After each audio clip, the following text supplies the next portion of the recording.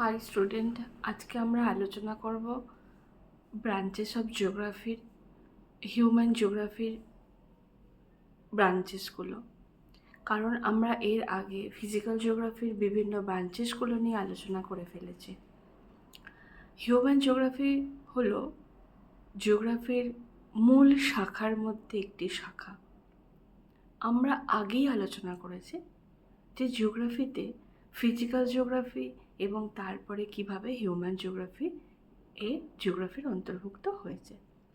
Human geography হলো জিওগ্রাফির এমন একটা শাখা যেখানে মানুষকে নিয়ে আলোচনা করা হয়। মানুষের অর্থনৈতিক কাজকর্ম, মানুষের জনসংখ্যা, মানুষের বসতি, মানুষের কালচার, মানুষের শ্রেণী, গোত্র, গোষ্ঠী ইত্যাদি নিয়ে human related all things are discussed about in human geography. Human জিওগ্রাফির প্রথম যে ব্রাঞ্চ সেটি হলো ইকোনমিক জিওগ্রাফি। ইকোনমিক জিওগ্রাফিতে আমরা আলোচনা করে থাকি বিজ্ঞান ও প্রযুক্তির উন্নতি ঘটিয়ে কৃষির কিভাবে উন্নয়ন ঘটেছে, পরিবেশের অবনমন না ঘটিয়ে কৃষি উৎপাদন কিভাবে বৃদ্ধি পেয়েছে এবং মানুষের কর্মসংস্থানের সুযোগ কিভাবে বৃদ্ধি পেয়েছে ইত্যাদিগুলো আমরা ইকোনমিক জিওগ্রাফিতে আলোচনা করি। ক্লাস 11-এর সেমিস্টার 1-এর এমসিকিউর যে প্রশ্নগুলো আসে সেগুলো সাধারণত আমরা পাবো যে হিউম্যান জিওগ্রাফি আমরা ওখানে হয়তো এরকম প্রশ্ন পেলাম, অর্থনৈতিক ভূগোল, ভূমিরূপ ভূগোল, মৃত্তিকা ভূগোল, জীব ভূগোল কোনটি মানবীয় ভূগোলের অংশ?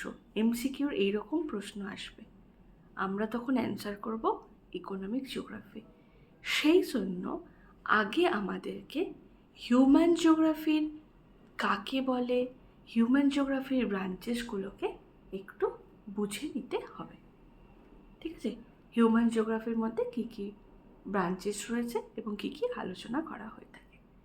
তারপর আমরা আলোচনা করব পপুলেশন জিওগ্রাফি।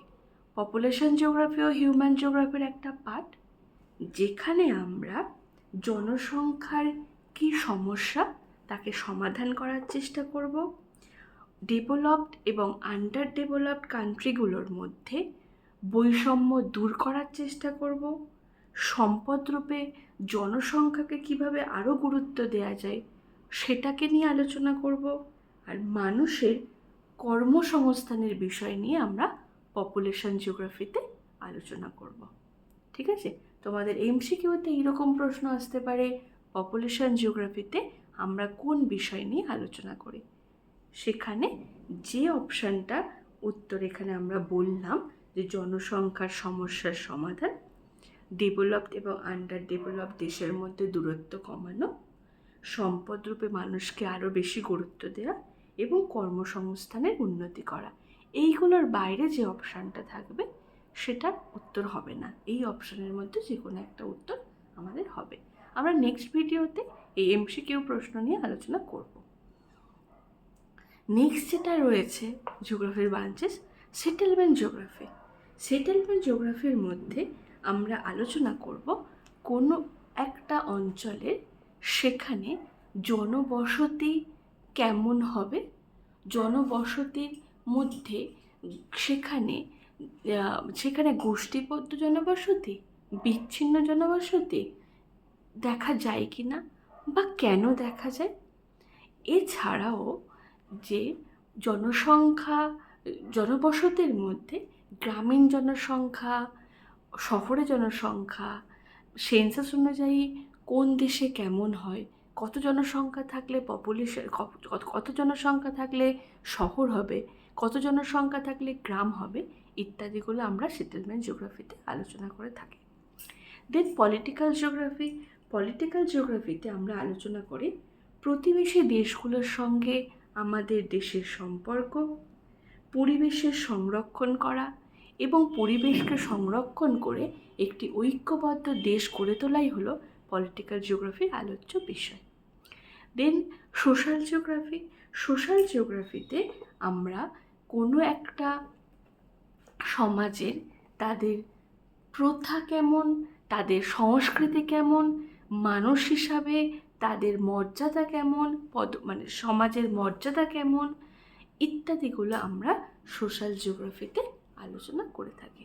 আর জিওগ্রাফিক্যাল থটের মধ্যে জিওগ্রাফি যেদিন থেকে এরাটোস্থেনিস জিওগ্রাফি তার শব্দ ব্যবহার করেছিলেন, সেই শব্দ ব্যবহারের পর থেকে বর্তমান সময় পর্যন্ত জিওগ্রাফিতে কী কী বিষয় নিয়ে আলোচনা করা হয় সমস্ত কিছু আমরা জিওগ্রাফিক্যাল থটের মধ্যে আলোচনা করব। তার মানে একটা গাছ সে প্রথমে বীজ থেকে শুরু করে যখন সে ফল ধারণ করছে টোটাল যে তার পদ্ধতি সেটা সেই হিসাবে আমরা জিওগ্রাফি শব্দ থেকে উৎপত্তি করে বর্তমানে তার অবস্থা কেমন সেটা আমরা জিওগ্রাফিক্যাল থটে আলোচনা করব।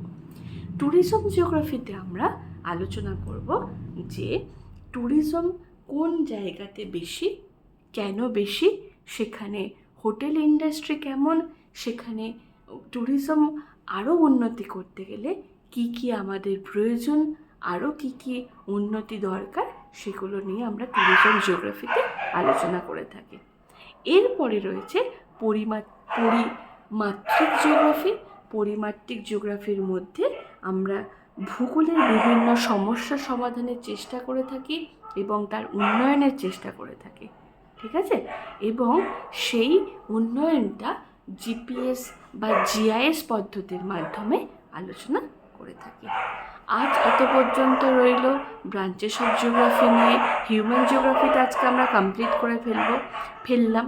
নেক্সট দিন আমরা শুধুমাত্র যেটা কমপ্লিটেড চ্যাপ্টার যেগুলো হয়েছে তার যে এমসিকিউগুলো রয়েছে সেই এমসিকিউগুলো নিয়ে আমরা আলোচনা করব এবং ওই এমসিকিউর ওই উত্তরটা কেন এলো সেটা আমি তোমাদেরকে বিশ্লেষণ করে বলে দেব, যাতে তোমাদের সেমিস্টার সিস্টেমে এমসিকিউর অ্যান্সার দিতে কোনো প্রবলেম না হয়।